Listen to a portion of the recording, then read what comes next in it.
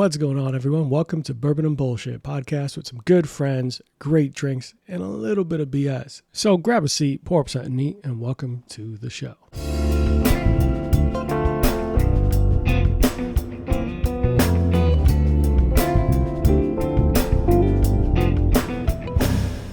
All right. Welcome into Bourbon and Bullshit, everyone. Today's episode is another one in our feature of the supporter spotlight. This supporter has been there since day one, yelling at me every single day to start my own damn podcast. And because of that, I thought that was only right to bring her in here. You might know her as the better half of a fan favorite guest, but this is the superior one. We were waiting and warming up to get to this one. Yvonne, what's going on? Hey. And I wouldn't say I was yelling. You're always yelling. I would never yell. That's just your normal speaking voice? I would enunciate. Strongly?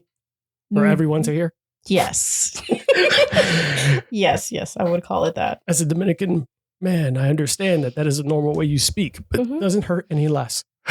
I'm glad you're accustomed to it. Well, Yvonne's been a day one supporter, so thank you for finally coming onto the show. No problem. We had been meaning to get you on, but we wanted to make sure that the time was right and the show was more permanent than expected. Everyone else was a warm-up. Now that you're here, now that we're actually kind of established, it felt right to bring you. So it's official? Yeah. Right, okay. Before this was all practice, I was like kind of like trying. So there was like weird episodes with like Thanksgiving and football. Those really didn't count. No. This one, especially with those guests. When we start. Okay. Glad to know that I'm VIP. And 100%. This is when it starts. For those who don't know, this show is being recorded in a live studio in front of a live studio audience. It's the guest formerly known as Gata. He's in the corner somewhere. But enough about him. This is about you. It is. So because you were here and we're both Dominican, I felt only right to bring back one of the show's favorite bottles. And it was Brugal 1888, a Dominican rum that's inspired by American whiskey and bourbon. This actually is really cool. And I thought you would appreciate it because the master distiller is a woman. And she has actually broken a lot of these boundaries for distillers because she's the first in that line of those distillers for Brugal that is la female. Her name is Julieta. Say it right. This Brugal 1888 is a very good rum. It's 40% ABV, so 80 proof. And you had a drink with it earlier today. Didn't really love it because you don't love rum, but I actually like the fucking drink a lot. And your husband actually had it too. We did. We made a green point. All right. So that's what he finished off for me? Yes. Okay. Yeah. It's not that I didn't like it. I don't enjoy dark liquor. I'm sorry. I'm sorry. No, it's fine. Right? Remember, this show's right. We don't judge people here. I mean, I do. You judge people here?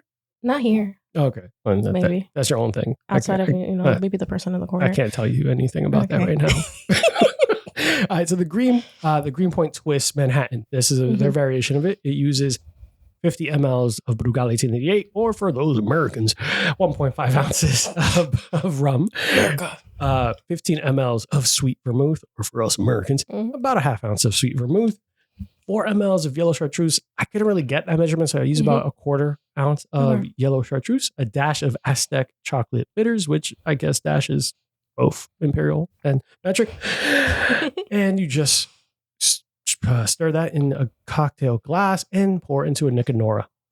I really enjoyed it, but hopefully one day we'll find you a rum cocktail you would like. Okay, I hope so too. Overall, though, I'm glad that you at least gave it a shot and experiment a little bit. Push your boundaries. Always, I'm willing to push a little bit, not too much, just a little bit. A little bit, but I did send you a couple questions. I wanted people to get to know one of my favorite supporters and my social media manager. Well, by proxy, she's in the background telling me like, you should make this reel and you should do this and you should do that. And yes. Taylor Swift likes old fashions. You should make her old fashioned. Meanwhile, there's no fucking recipe. No, just don't judge me for being a Swiftie. Okay. God, I'm just trying to keep you relevant. I'm not judging you. I'm just saying it would be disingenuous if I put up a Taylor Swift cocktail. Like it would feel like pandering. Listen, the Swifties make anything possible. Oh my God. I remember going at that Beehive one time and I fucking almost got crucified. It's okay. I'm not part of the Beehive. Thank God. Hey, you keep it going. Keep it going. Hey. But so I wanted to get to know you and your origin story and where we know each other. So I'll let you tell your version of it. and how you sure? became a supporter, and any interesting stories of our friendship. Okay, so obviously I became a supporter because I'm a homie. Duh. Okay. Mm-hmm. Homie from, I guess, day one. Mm-hmm. The first day we met, it was in a little land. I like to call it Walgreens. Can I say that here? Once upon a time, far away land. Yeah. So, we met at Walgreens. I think it was Justin. You had him here not too long ago. It was his store. Pretty boy with the blue eyes that thinks he can rap. You know he listens to this, right? I know. I'll be receiving a text message very, very soon. No, the moment this episode airs, you'll know. Because he was like, really, Yvonne? 1000%. I met you in the office. You randomly just barged in. And then you were like, oh, Milton's little sister. I'm like, do not refer to me as Milton's little sister. I am Yvonne. From that point on, we've been homies. Yes. I'm like, I don't know why that lady yelled at me. But whatever. Once again, it was not yelling. Look, I met your brother first, and he was very much in your face about who he is as a human being. Yeah.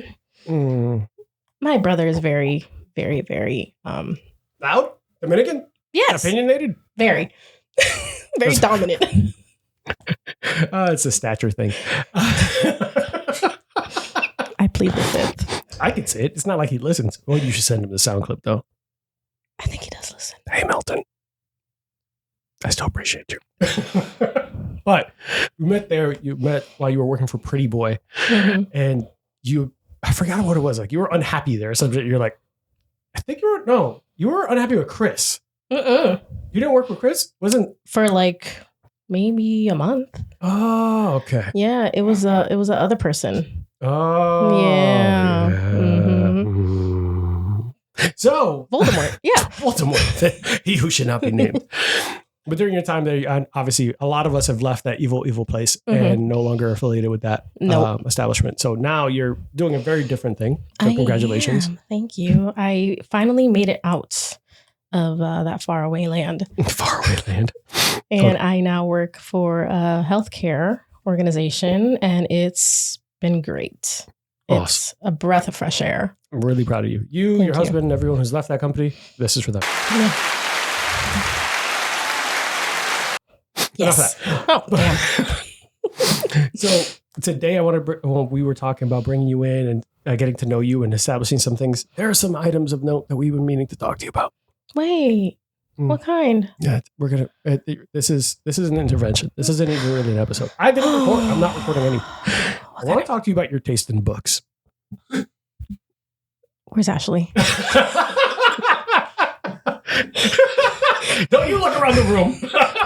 Ashley, help. Stop looking around the room like I'm not talking to you directly. Oh, look, it's Ghostface. So, one question you'd like to ask me was what they've been watching, reading, or listening to recently. And I want to know what you've been reading and why. So, I'm currently still reading, unfortunately. It's been taking me forever. I am glad my mom died. So no. What the hell is that? It's not fairy smut. Curveball. We're going to go back to the fairy smut, but why are you reading a book about, what is this book? I'm going to look this up. What is this book? Please explain this book. I'm glad my mom died. Ask a bunch of questions. Is this therapy again? Every time people come here, I end up like talking to them about some therapeutic shit. No, it's an autobiography by Nickelodeon child star Jeanette McCurdy. Oh, yeah, it's pretty wild what she went through. A lot of dark shit with her mom. Well, not that she knew that it was dark until she went to therapy, but like her mom kind of talked her into becoming a child actor because she was never able to become one. It talks a lot about her faith in Mormonism. Yeah. It didn't really go down a bad route with Mormonism. It was kind of her escape, but her mom was definitely a big narcissist because she like went through like this whole I survived cancer moment and then forced her children to watch a homemade video back when, VHS was a thing every single week to make sure that her children appreciated every single day she was above ground. That's fucking narcissistic crazy behavior. She made her children relive the dark period of her having cancer, her surviving cancer. Watched it religiously every week. That's fucking sad. Mm-hmm. So for those who don't know, Jeanette McCurdy is from iCarly, Sam and Cat, I Party with Victoria, which is an iCarly movie, I guess. Zoe 101. Mm-hmm. Malcolm in the Middle. Apparently she was on that show. Yeah, for like an episode. Yeah. Law and Order special SVU. She was on that. But yeah, definitely better known for iCarly. And, and her mom literally taught her how to be bulimic. Excuse me? Mm-hmm. So she taught her how to throw up whatever she... Count calories, make sure that she never overate, just to maintain her childish figure so she can keep on getting childish roles. So I understand why she's glad her mom died. Yep. Often secretive bouts of overeating followed by self-induced vomiting or purging, strict dieting, or extreme exercise associated with persistent and excessive concern with body weight. Mm-hmm. So, yeah, fuck her mom. Yeah, so it's not fairy smut that I've been reading. No, this is worse. Yeah. I didn't think you would be able to get worse, but fuck, that's a really sad book. Did you finish it all completely? Or you said you're still going through it? I'm still going through it. I had to take breaks. Is it because it's a kind of, like it hits you hard, or because you got life?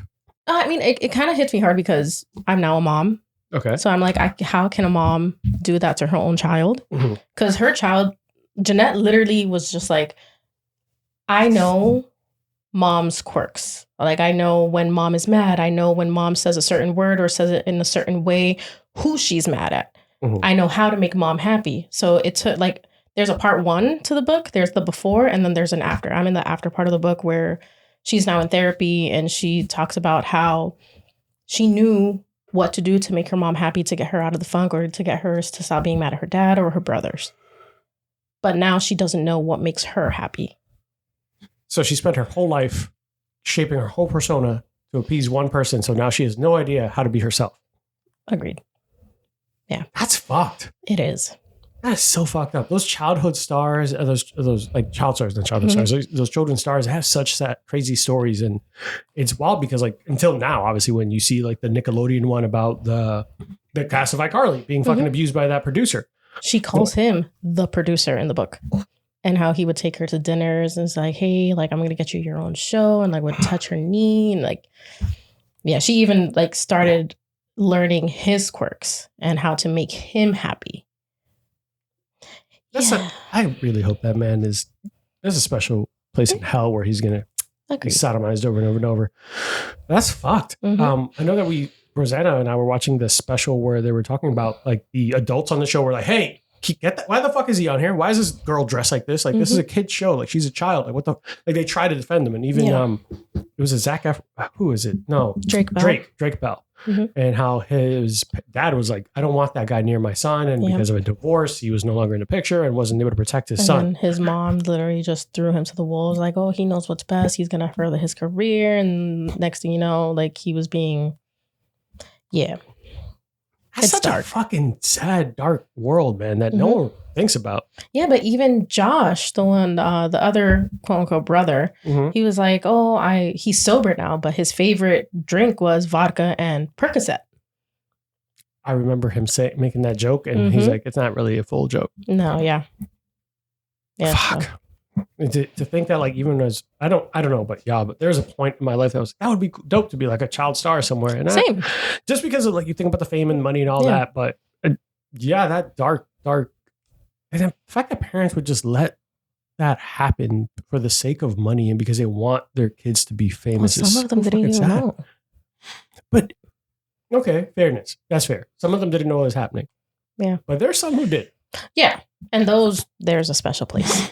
Yeah. Where they're going. Like Aaliyah's parents who knew that R. Kelly was married to her. Like, there's a special place in hell for those people. Enough of that. Yeah. So back to the fairy smut. God damn it. Yeah, I didn't forget. Listen.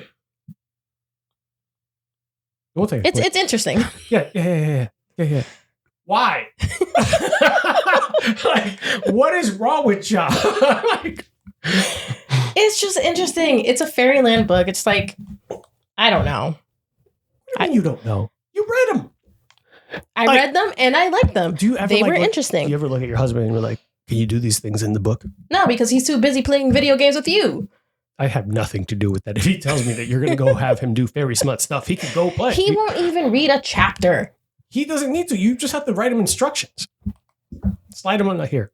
That's what I need. Fine. I'm going to look at book 2 and show him. At 8:32 p.m., this is what I expect. Fine. I'll open up book 2, chapter 52, I think it is. The fact that you knew exactly where to look is concerning, Yvonne. Every single woman who has read the second book in the ACOTAR series knows chapter 52. I forget if it's 52 What's or the name of the 53. book? A Court of Thorn and Roses, and then each one is different, but it's basically a Court of Thorn and Roses series.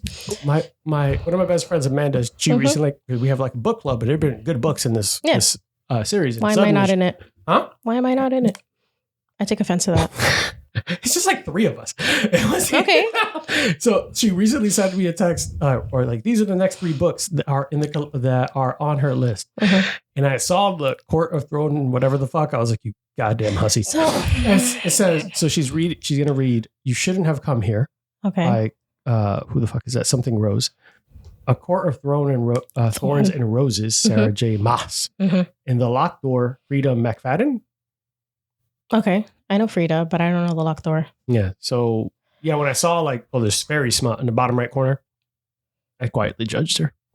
So, if you go through with this, don't buy the book. I'll just let you borrow it. I'm not buying the book. I don't want to read the book.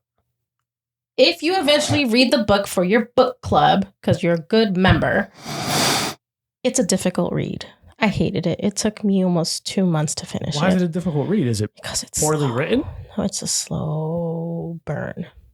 And then it just and then book 2. No, and then book 2 is just like, oh my God, where has this been? It's mainly Rhysand. It's the character.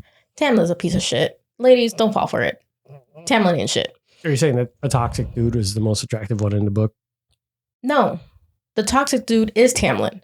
But because you're only reading book 1, you're like, oh, you know, he's pretty decent. And then when you get to book 2, you're like, oh, wait, Tamlin did this? No, he ain't shit.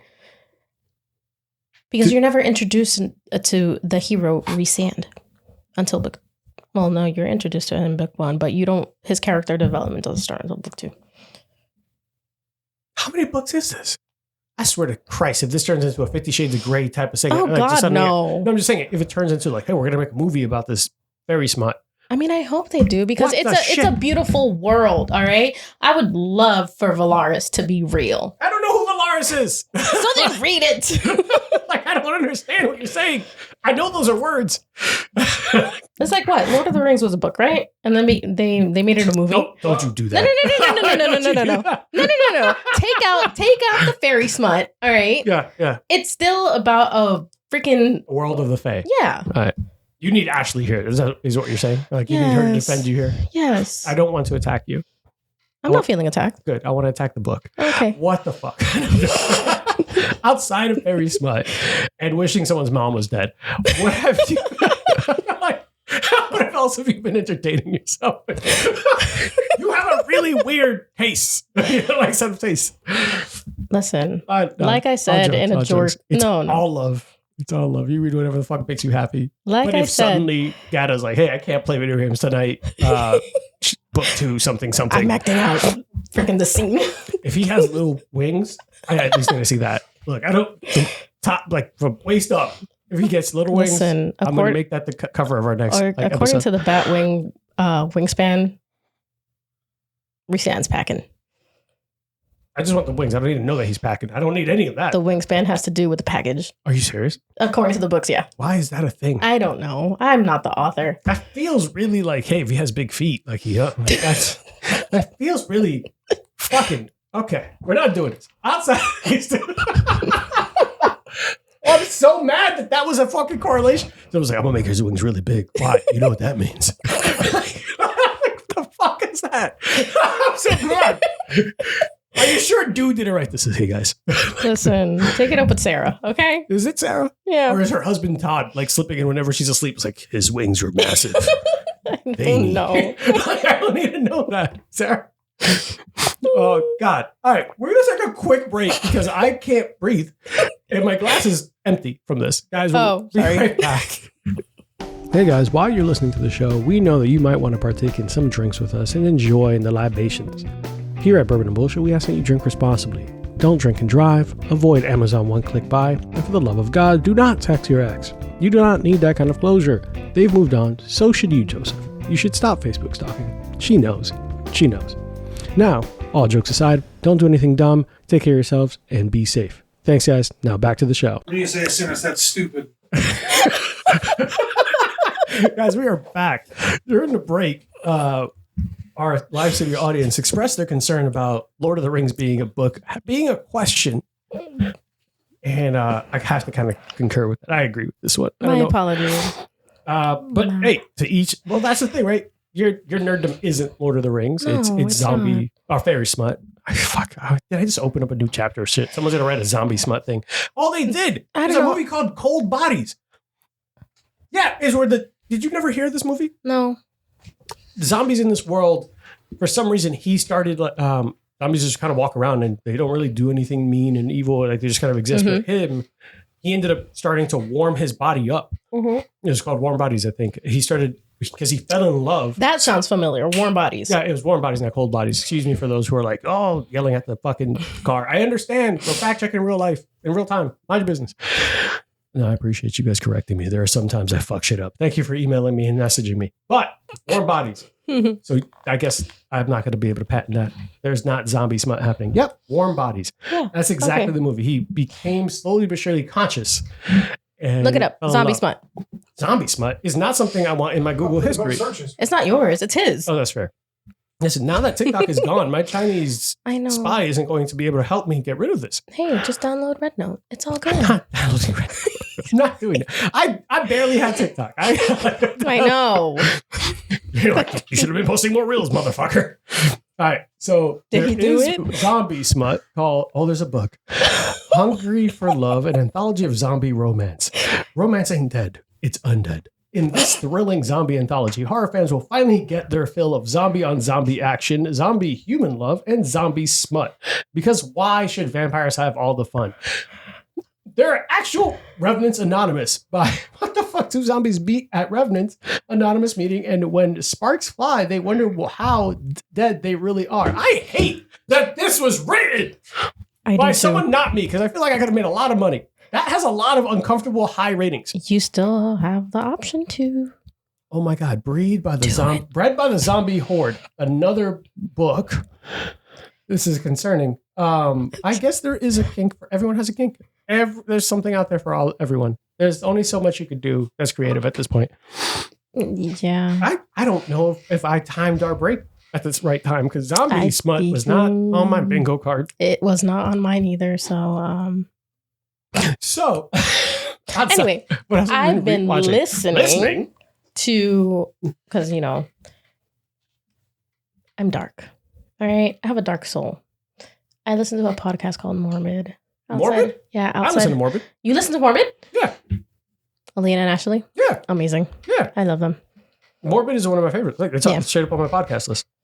Yeah. Look, all my horror stuff is you could just see all the random things. So when I caught up with, your podcast, because number one supporter. Yeah. Well, no, number two. You got a fiance. Number one. No, you know how I know she doesn't always listen on time? She listens when she can. She won't notice when I make jokes about her. So I'll wait when the episode will drop and she'll bring it up like 2 weeks later. I was like, you mother. Right now, this isn't going to get brought up till February. Like this moment and go, maybe March. Probably March. Schooling. Yeah, school is tough. Yeah. Love you. Yeah. So Morbid. Morbid. Tell people about the show.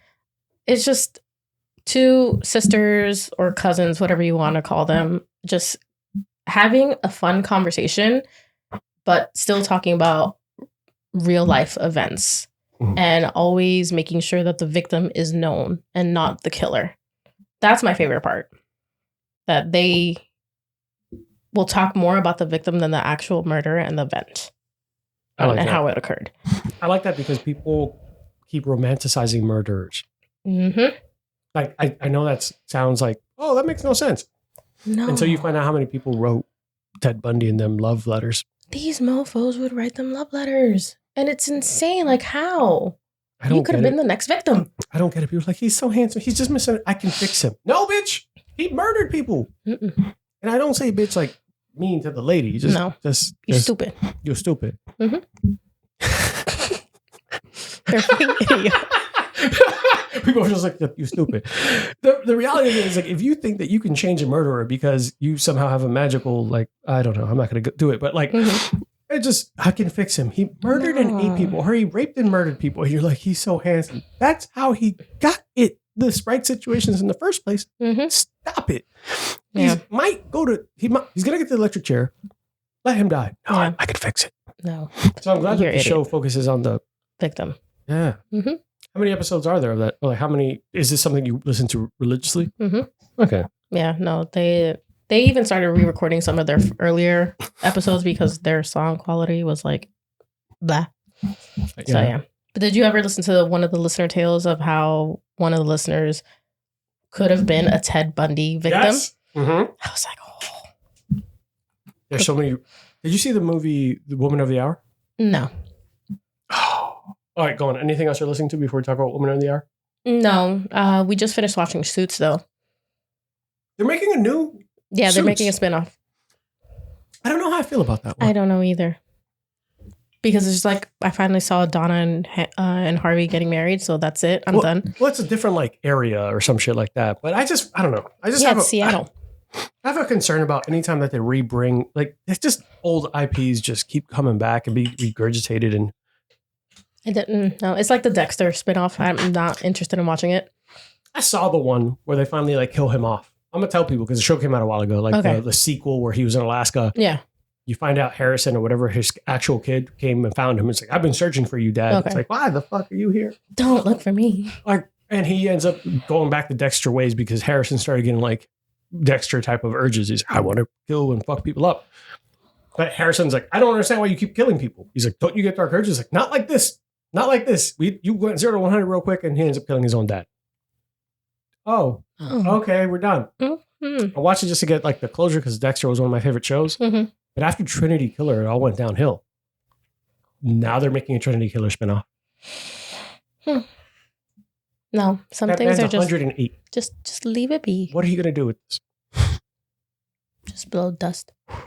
Like the only time that I appreciated someone coming back and doing like a continuation of a show was the Jesse Pinkman one. Like, do you watch Breaking Bad? Yes. So they made like a 2-hour movie closing off that, like what happened to Jesse and what happened to Walter. And that was actually really good. I forget the name of it, but it actually ended up like El Camino or something like that. But it ended up being actually really good and I felt good about the closure of it.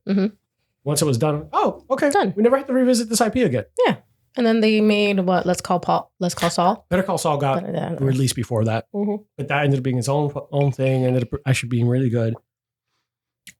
But I hate when we regurgitate IPs. Yeah, no. Oh, no. You're worrying me sometimes. No, but that's it. That's all I got. Okay. So, Woman of the Hour. So, Woman of the Woman of the Hour. The movie came out in 2023. No, we saw it last year. It says 2023 crime thriller. No, so 1970s Los Angeles. So this is about the woman who actually ended up on the dating show and won a date with someone who ended up getting caught being a murderer. Like he was a serial killer. Let me see if I can find the exact details. 1970s Los Angeles, a wave of murders makes headlines. A young woman aspiring to become an actress and a serial killer cross paths on an episode of a dating show. He ended up being picked by her. She had a bad feeling about it and just never contacted him. Okay. Ended up finding out that this man had raped and murdered several women through Los Angeles. And all the time being a photographer for a local newspaper. So it just gets... Yeah. That face you're making? His name is Rodney Alcala. The film explores the sexism and misogyny that enabled Alcala's crimes and the ways in which women are forced to comply in dangerous situations. So even a time when one woman said, I know that man, he killed my friend.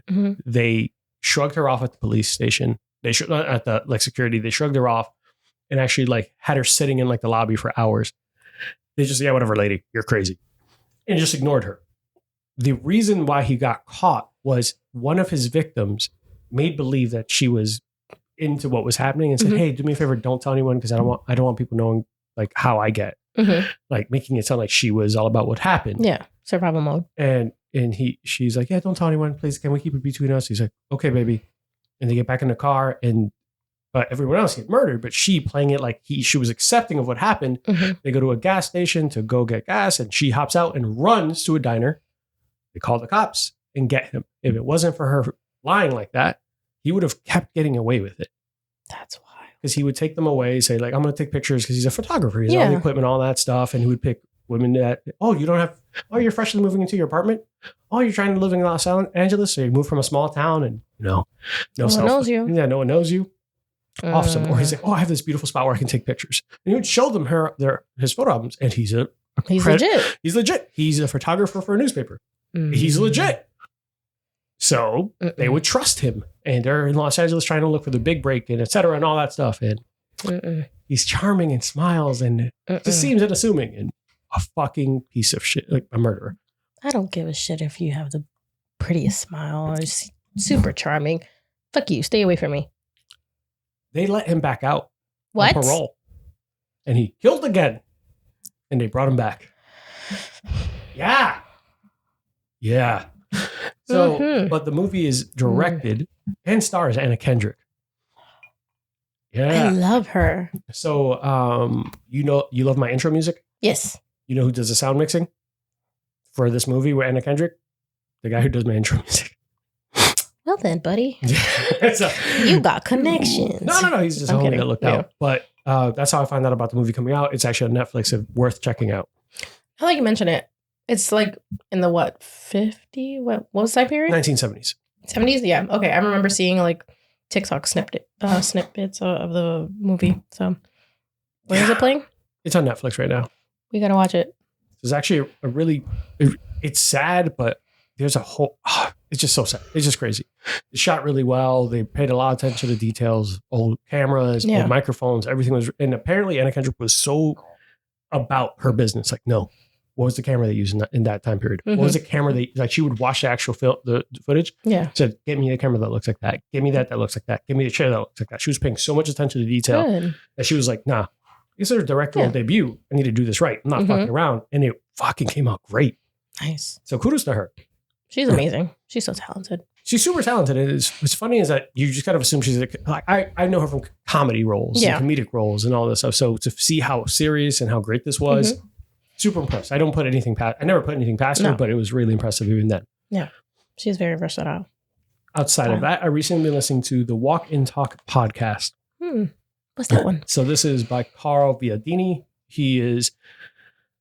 It's a #1 food podcast on Apple Podcast. Okay.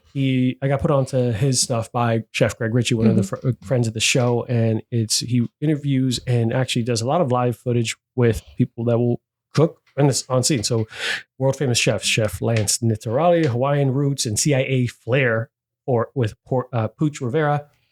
If you look at their video content, it's gorgeous. It makes you want to learn how to cook for no good reason. But it's also really interesting to hear like the history of it, like the back behind the scenes, kind of similar, like hand in hand with cocktails. And the dark side of me. Ready for this one? So I'm ready. So it's one called Nightmare Fuel. So Dan Cummings of the Time Suck podcast and he has one with his wife called the Scared to Death podcast. Okay. So he's a comedian, and during the pandemic, he obviously couldn't do too many comedy shows. But he was always doing something called the Time Suck podcast, where he would take a comedic approach to historical events. So the checkerboard killer, or the sirens it was like the Russian sirens. It was like these female fighter pilots or something. Okay. It's a really cool, unique, like historic things that people didn't know too much about, or even things that people did know about, but he dug into it and he would do it for a while. His wife and him did a spinoff because they had some really cool, scary episodes on the Time Suck podcast. And hey, we really like to explore more scary stories. So they do a show called Scared to Death where they suspend disbelief. They're like, hey, I'm a pretty logical person, but I drop acid and have fun, and we're going to tell these scary stories and just assume that, hey, this is possible. Yeah. So people send in their own scary stories of real life events that have happened to them, but they also do a bunch of research and tell stories in the show. At some point, he got a great idea, because there's some people that would say, hey, I really got into the stories, but you guys take breaks. You guys, it kind of pulls me away from how scary the story is. Yeah. It would be really cool if you just did like an hour-long just scary story. So he does Nightmare Fuel, where he writes his own stories and tells them through all like, hey, a 3-part story, blah, blah. He's like, there's no breaks outside of obviously the commercial breaks, unless you're a Patreon, then it can just go straight through. There's like, we're not setting up. I'm going to tell you the name of the story, what it's like, who, when it came out, blah, blah, or whatever. And he's like, and we're going to jump into it. Okay. There's no fuss, no muss, and just scary shit. And so it's actually really good to hop right into like this creepy world. He's like, I recommend like 3D audio, like really just noise canceling headphones because I want you to get into the moment. I want to see one really good show. Like I'm mad that he doesn't do that more often, but because he has 2 other big podcasts and he has a comedic career and he has a wife and kids. Can you send that to me? Yeah, I got you all day. I sent it. Yeah. But outside of that, that's all we've really been doing, man. I like the dark side. Yeah, it's good. There is some dark, scary shit out there. Don't look at me like that. I don't know who you're talking to. The audience member. Okay, the audience. Are they harassing you? Want me to get security? Maybe. Do that. Guys, we're going to hear a commercial from our sponsor. For those who are interested in Midnight Fables Cabaret, they have an upcoming show where it's a retelling of the Masquerade of the Red Death. It'll be on the Plaza Live in Orlando. It's a great date night. But by the time that you hear this, it'll probably be over. But make sure you're following them at Big Bang Boom Cabaret on Eventbrite for any of their upcoming shows. They get creative. So goddamn creative and so goddamn talented. Be right back, guys. Sponsor of Bourbon and Bullshit, Big Bang Boom Collective is Orlando's burlesque and cabaret entertainment group, comprised of Midnight Fables Cabaret, Big Bang Boom Cabaret, and Foxy's Den. Follow us on Instagram at Big Bang Boom Collective, or join our VIP email list for info on upcoming shows by visiting www.bigbangboomcollective.com. Oh. All right, guys, we are back. And during the break, I did get Yvonne another drink. I don't think she really loved it, but it is a clarified lion's tail. It's a really fun cocktail. The clarification process is a little interesting, but I'll break it down to Yvonne really, really quick, just to tell you. The drink in front of you right now should be a bright orange. That is not orange. It is not. It's pretty clear. Yeah. It could be clearer if I went through the clarification process a little bit more. So what you would do is make a... you increase the ratios of the drink enough to fill your container. So that's a 32-ounce container. But in that process, you also add in whole milk, about a cup of whole milk. And it combined with all the spirits and everything, it curdles. You let it sit for 5 hours, and then you filter everything out. Now, the curdling and the milk pull away the color. Okay. But when you filter everything out, first couple times, it comes a little misty, a little cloudy. You filter it again, it can end up as clear as water. All you're left with is kind of, it has a better shelf sustainability. It's more mixed, and it has a smoother, creamier texture. Okay, because I was about to say, are you lactose intolerant? Yeah. Okay. Yeah. That's why I don't drink this very often. Gotcha. But it's one of those things that it should be a bright orange drink. It's covered with nutmeg. It's made with allspice dram, lemon juice, whiskey, and simple syrup. Okay. All that makes this bright orange, beautiful drink and it doesn't look like that. Not at all. Yeah, the clarification process. This is really it took off a lot because the shelf sustainability. It's also really cool visually when you pour there's a red wine float, and you would when on the surface people are like, oh, why are you pouring wine into water or whatever it looks like? But because of the density of each, you'll end up with the red wine right above this clear liquid, and it looks so cool. But so I can make a New York sour. Clarified version, and it ends up really pretty. But Lion's Tail is one of my favorite drinks, and it's easy to just have in the fridge. Sits there, and I never have to touch it. And it actually is pretty shelf stable until 8 months. Okay, that's not bad. And for the record, I actually do like this. Oh, you made a face. Well, I always make a face when I drink liquor. Oh. Sorry. Also, during the break, she gave me a little bit of shit.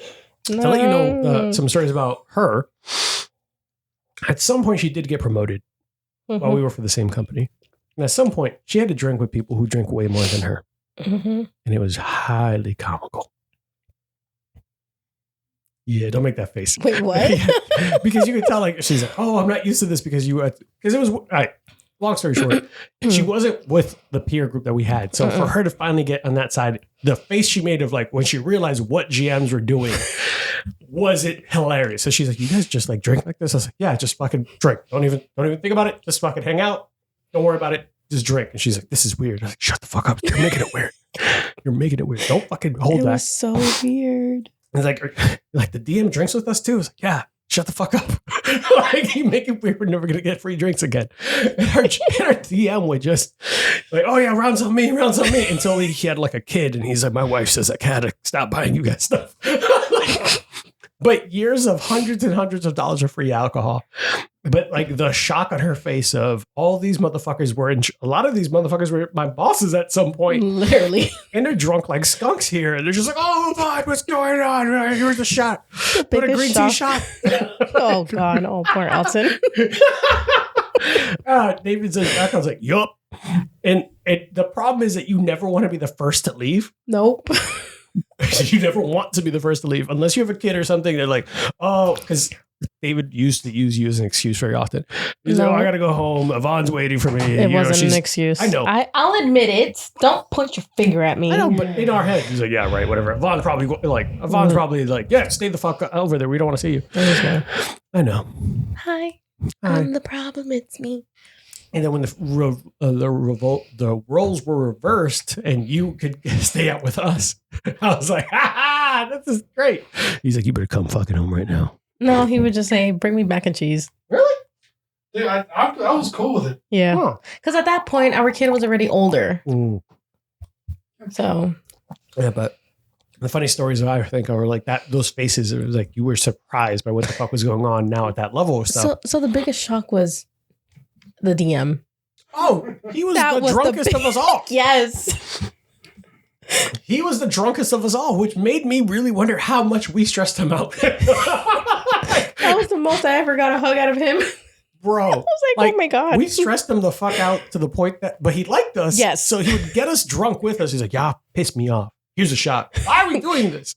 I don't want to be here. Yeah. I remember one time, shouts to a homegirl of ours. We're not going to say her name. Mm-mm. She got drunk. It was one of these events. She got all the way drunk. And I'm a pretty heavyweight. I could drink and not really be impacted. So I'm so slowly but surely realizing at some point the people done the Irish goodbye. And they're like, where the fuck is everyone going?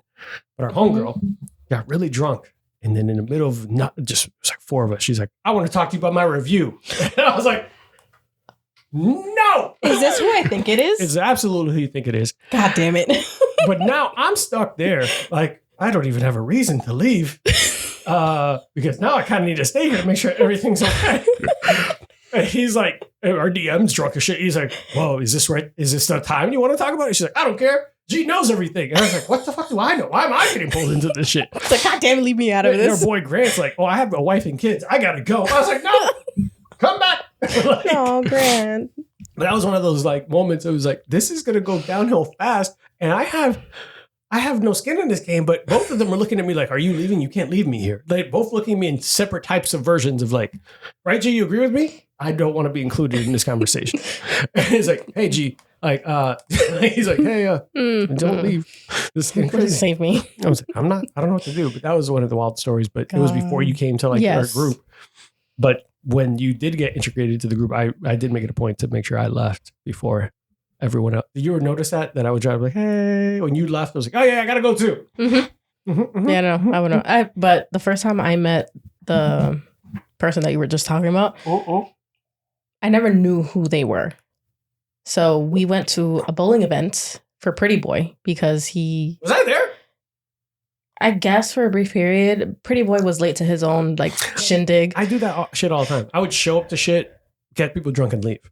Yeah, but I wasn't there for a while because I was like, why am I going to be here if Pretty Boy's not here? Mm-hmm. And he was just he was my new boss. Mm-hmm. So I think David and I were there. And she just comes up running to David like, oh my God, hi. Already drunk off her ass. It wasn't even 8:00. I'm like, what the fuck is this? I love her. She's awesome. Yeah. Lo and behold, I became her assistant. And then for the first month, I was like, David, I think she hates me. Oh my God, we're not going to get along. What is this?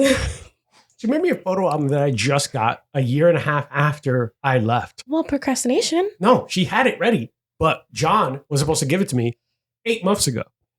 God damn it, John. Right? He's also one of the day one supporters, but fuck him for not giving me that photo album. I mean, you guys fight all the damn time for different things. So whatever. We're going to move on. One of the things I want to talk about today, because when we're thinking about drinking and thinking about all the fun antics that people get into in big household parties, is drinking games. And we know all the regular ones. Everyone's done beer pong. I happen to be great at it. But everyone does flip cup.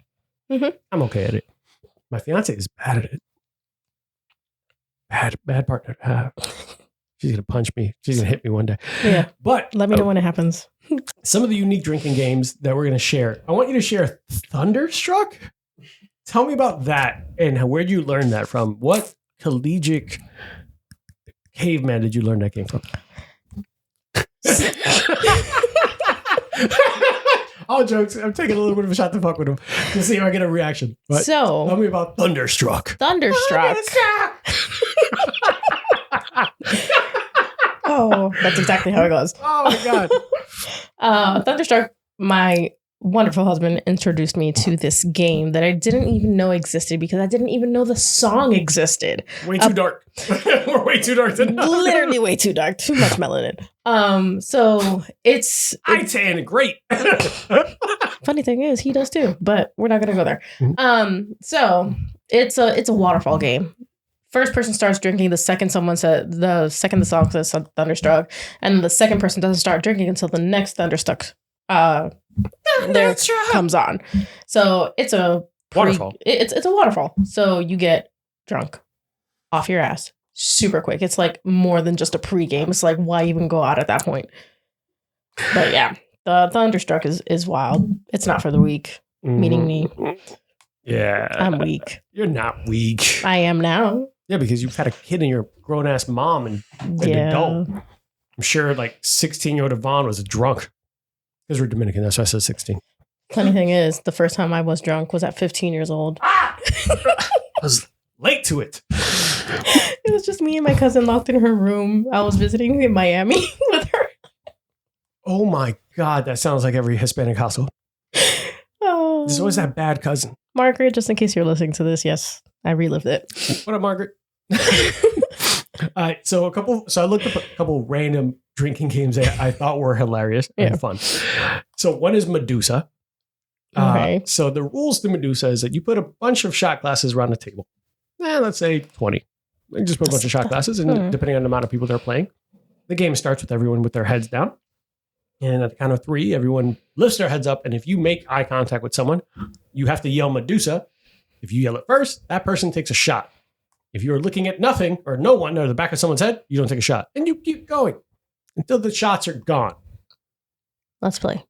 What? It's only 2 of us. I can just start pouring alcohol without all the work in the middle.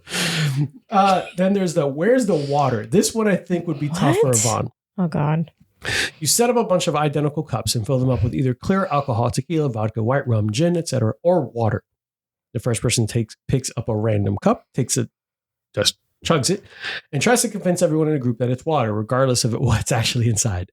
Oh, fuck that. The trick is to keep a straight face even when you sip alcohol. The group guesses whether or not the cup is filled with alcohol or water, and if they're right, the person has to drink another shot. I already have a tough time controlling my face in a conversation. If they're wrong, if the person guesses wrong, the rest of the table has to drink. Okay. That's actually pretty fun. That might be fun. Yeah. Just to see who can keep a clear, like a straight face. 'Tis not I. Tis. I wonder if the rule would also pick, like if I made a face, he's like, that's liquor. Nope, water, bitch. I mean, yeah. That seems wrong. That would be weird. Another weird drinking game is similar to Thunderstruck, but it's with the song by Cardi B, WAP. We got the wrong WAP. Every time you hear the word WAP, everyone has to drink. I just can't imagine like just playing that song at like a family gathering. It's like, hey, we're gonna play a drinking game. What's it called? WAP. Don't worry about it, Mom. Come here.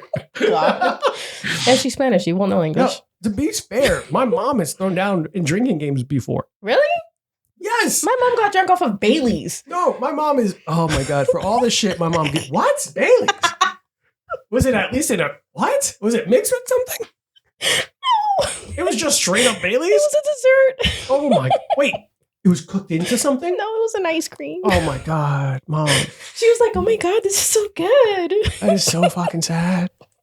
We're Dominican. You're supposed to be better than this, ma'am. No, my mom's a prude. I love her, but she can't drink. She doesn't like drinking. Bro, my fiance made a drinking game for a Christmas gathering. Ooh. And it was like almost like beer pong, but little in muffin tins. Okay. So whatever tin you got, whatever number you got, you had to pick like a bag or pick a gift or whatever it was. And if you open it, if it was like a mini, you had to take a shot. Okay. My mom was doing like straight mini shots of like gin or like rum or some shit. And I'm like a fucking pro. At some point, she got so drunk that she was spilling, but I was like, stop. Please stop. Harassing me. No, my mom, like, it's funny because she'll give me shit. She's like, I can't believe you drink so much dark liquor. I'm like, I learned it from watching you. No. There's so many Dominican house parties where everyone's drunk off their ass. Enough of that. This is a family thing. Then there's a game, it's the Game of Thrones drinking game, and it's not what you think. You basically kind of act like Tyrion Lannister, where you look at someone in the room and guess something about them. Like say, Yvonne, I think that you got drunk for your first time at 15. And if I'm right, you drink. If I'm wrong, I drink. And people just do that around the room. I guess at the end, the whole point is for everyone to be drunk off their ass by it or to laugh at the kind of shit that we assume about each other. Yeah. Which also feels like it could be insulting fast. Oh, yeah. That if we're the wrong people. That's like the Saints and Sinners. Yeah. Game we play. There's a Disney princess drinking game. Yeah. You watch Disney movie, and you take a sip every time a princess talks to an animal or a non-human creature, and they respond or somehow talks to it. 10 shots within the first 20 minutes. Okay. Maybe because like Beauty and the Beast, she's talking to like lamps and shit, so we're gonna count those. Take a gulp if a princess's parents are killed off before or within the first 5 minutes of a movie. All of them. Is Bambi a Disney prince? Yeah, I would consider Bambi a prince. What? Hey, what? Is he or not? No. Why not? Because he's an animal. Okay. So is the frog. So was Ariel. Is Ariel a princess? Yes. She's considered a Disney princess. Ariel is the Disney princess. She's a mythological animal, not a human. Oh, God. Oh, we're not doing this. I married him. Willingly. I know, It twice. wasn't even for papers. No. We have a whole system for that. Listen, I mean, he wanted to revoke his white card, so I guess. She's not a princess? She's not, according to Google. Oh! Fuck Google. Oh, God. Well, she's the daughter of King Triton. Snow White, Mulan, Cinderella, Tiana, Princess Aurora, Merida, and Raya. Merida? Merida? I don't fucking know her name. Ariel's not a Disney princess? I'll look Google. She's the daughter of King Triton. That's she is a literally princess. how royalty works. I believe you, but how are you going to be the daughter of a king and not be a princess? But you'll notice That can't be the full these princesses list. have in common is that they're human. That can't be the full list. She's a princess of the sea. Man, read lower. Other Disney princesses include Ariel, Belle, Jasmine, and Pocahontas. Oh shit, we're missing the most OG princess. Yeah, what is wrong with you? Get away God from damn me. it. This motherfucker. You're not even drinking. I'm not a Disney princess connoisseur. It's on the screen that you looked up. I was trying to get back to the football. Fuck football. Our fact checks have been in question today. I apologize for everyone listening at home. I spent 3 minutes yelling at the radio. She's a Disney princess. Oh, God. I was like, King Trident. He has a title. Bambi is not a Disney prince, guaranteed. Who? Bambi. I'm checking. I believe that one. That one probably. Maybe. All right, It's a moving on. stretch. So, if a princess dies, a parents die in the first 5 minutes, whatever, blah, blah, and chug every time the princess encounters a beautiful or eventually a beautiful prince. Get all the rules here. There is a fucking full list of rules. And I remember, so I wanted to kind of share that because there are some games that you can find drinking games and stuff. You could find a fucking drinking game to the inauguration day. You can find a drinking game for everything. And I remember one hurricane. So I'm going to share a drinking game that we had. We were watching. So we knew the hurricane was coming. I had worked for Walgreens at the time. And they were like, hey, we're closing super early. So because we know we're about to get smacked. Bet. Me, at that time, my girlfriend, now fiance, and my favorite cousin Chai were watching Game of Thrones. We're going to watch like however many episodes we could until the power went out. Okay. And we had to pick a house. So there's a couple rules. You had to pick a house. So like Lannister, Lannister, blah blah. Anytime your house got mentioned, you drank. Oh, that's dangerous. Anytime someone made mention of the North remembers, you drink. Like, there was like a list of rules. And we had it on a dry erase board. And we're just watch as many episodes until either the power goes out or I can't feel my face. It was a lot of fucking fun.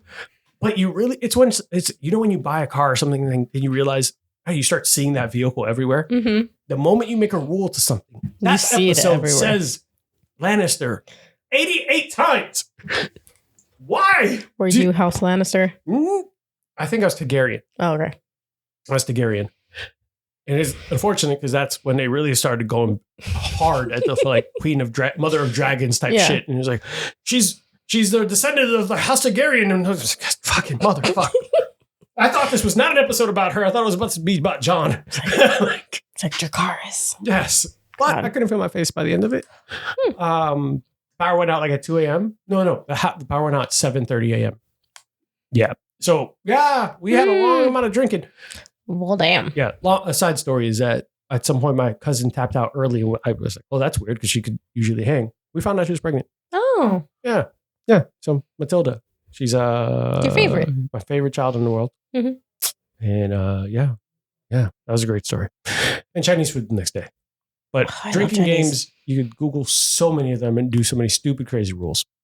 Well, yeah. Freaking when I moved out for the first time.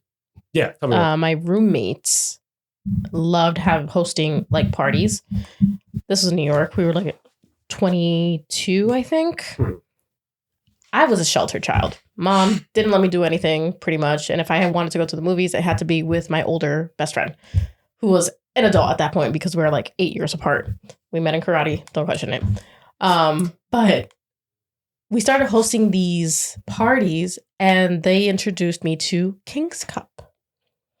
Apparently, it's a cup that goes in the middle and you start laying down cards in the circle. I forget how to play, but King's Cup was just a mixture of every type of liquor, dark and light, known to man. And if you laid down the fourth king, you had to drink the entire cup. Excuse me? Mm-hmm.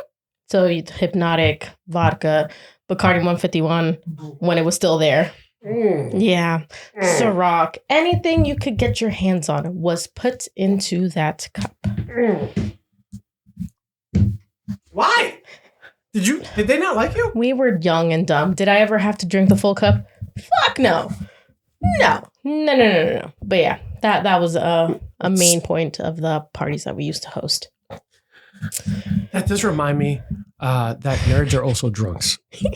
I want to bring this up because it's important because I know there are 3 people listening to this episode right now, at least, that just said, you're not going to bring up Drunk Quest. So Drunk Quest is a fantasy-based card game for 2 to 6 players. It's an actual drinking game. Fuck me. So Drunk Quest is basically like Exploding Kittens or whatever. So you have cards. You have to like compete against each other. The goal is to gain, the game is to level up to level 6 by defeating monsters in drunk combat. Each monster has a drink value and must be taken to defeat it. What? We've played drunk. It's called Drunk Quest. We've played it with Norby and a couple of the friends, Jesse and them, and gotten completely obliterated way too early in our lives. Well, okay then. Yeah, nerds are drunks. I mean, did you have anything else going outside of Dungeons and Dragons? You know what? That's hurtful. That's hurtful. Let's find out about your goddamn game, okay? Nerds have feelings. Yes, I had shit. And I still love you. Yeah, why do you say it like so insulting? Hey, nerds. To all nerds in the community of nerds, she does not represent our stance on nerds. We love every single one of you. I'm so sorry. Except for the incels. You know who the fuck you are. Just because you're nice to that lady doesn't mean she owes you anything. Listen, it's fair. Part of the reason why we're bringing this up is because Yvonne revealed to me that her family member made an officially An official drinking game. Tell us about it. So, Dominicans, we have family all over the fucking place. Sometimes family members that you've never even met, but you've heard of. So Carolina and we definitely did not grow up together, but I know of her. She knows of me, and we've hung out a couple of times because she's my second cousin. So all love to her. Her brother and I, and my older brother, we actually ended up going to the same college. We all lived in New York, but for some reason, we never were in the same circle type of situation. So she is now a highly successful businesswoman, and she created her first game called Tragos. Tragos is a very family-friendly game, but you don't necessarily have to drink it with alcohol. You can drink it with water, and it's very inclusive. It's mainly targeted for Latinos, a game made for Latinos, but obviously other cultures can definitely take a part of it because some of the cards that I've gone through when I played with my friends, it's not just for Latinos. It's very inclusive for all types of cultures. But it's very, very fun. And I am extremely proud of her, even though, we don't speak because, family is too massive. Like my mom's side of the family is over 190 people. So like I said, she's my second cousin. I don't know where 190 people? My mom is one of 15. And she's the youngest daughter of the 15. Like I said, when my Dominican side of the family is big, it's big. I have third cousins at this point, maybe even fourth. God damn. So Tragos, tell us. So this is the party game para Latinos. Over 250,000 copies sold. At the time this was created. So this game takes 30. Well, I'm gonna read the thing on top. Two or more players. Duration or tiempo is 30 minutes or more. 18 and up. And here are the rules. Ooh. All right. Made for Latinos, Tragos is a party game drinking game that celebrates U.S. Latino and Hispanic culture through hilarious, true cultural references and cards that will make you laugh. Take sips and complete dares with other players. To play, just pick up a card on your turn and follow the prompt. Grab everyone, even abuela, and get the fiesta started. Pero hoy, drink responsibly. I'm literally reading this. I didn't just say pero hoy for no good reason. Pero hoy. Oye. It's oye. Oye. No. Oh, you're right. Oye. Sorry, I've been drinking. Lord Jesus. Oye. Mira, coño loco. No alcohol required. So for all of you who are DDs, you're still welcome to the party. It's English and Spanish before you're like, I don't speak Spanish. Oh, gracias. It'll be fine. It's also in English. So if you've ever been asked if you speak Mexican, take 3 sips. Fuck me. So it's super inclusive because it's if you've never got an allowance as a kid, take 4 sips and join the club. Did you get an allowance as a child? No. I sure the hell didn't. I had a job at 13. I had a job at 12, 13. Mom didn't let me get a job. My mom didn't really have an option. Yeah. Oh, look, finish the lyric. Como la flor. I don't know the lyric. Mm-hmm. Todo por Selena. Oh, I didn't listen to Selena. I never listened to Selena until she died. Wow. I am super Dominican. So am I. Yeah. But I still love Frank Selena. Reyes and all them all that. That's Anthony Santos, all those. Fernandito Villalona. Yeah. But this is actually interesting. So Tragos, how long? So when did this come out? The first? I honestly don't know. I saw it in Target and I was like, oh my God, my cousin made it. And David and I bought it on the spot. That is so dope. Yeah. You support family at the end of the day. Yeah. Whether you speak or not. I don't know where she lives now. She's traveling all over the world and meeting with so many different people. It's amazing. But it is dope though, because this is an idea that I'm sure she took an idea that I'm certain all of us have have I ever or never have I ever and all these things or something. Yeah. Just a cool cute. So oh, for fuck's sake. What'd you grab? If you have a punctuality problem, take a shot. Well, that's me. Fuck. That's all of us. That wasn't even me searching for the card. That's literally the card. This is really a lot of fucking... if you remember having to buy international calling cards to talk to people back home, take 3 sips. Fuck! If you don't know what international calling cards were, take 2 sips. See, inclusive. Jesus. Look, we just spoke about this one earlier. Where do most Latinos put pots and pans? Winner gives out 2 shots. Oh, David, I'm pouring them up. All right, so most likely on 3, everyone point at the player that they think is the biggest chismoso or chisma Winner takes 4 sips. Fuck you guys. All right. If you recently had tres leches, flan, or Dominican cake, wow. Not me. Well, I had flan 3 weeks ago. No, so you've had a shit. Why did I have flan 3 weeks ago? Is that just something in my... Okay, which dance is harder, salsa or bachata? The players with the losing vote do a little pasito of the dance you thought was harder. Para que aprendan. For those who don't know what that means, so you learn, damn it. Fuck around and find out. Fuck around and find out. Tragos round. Card holder, attempt this tongue twister. If you stutter, take 3 sips. If you don't, give out 2 sips. Yeah, I'm not doing that one. You can do it. What is it?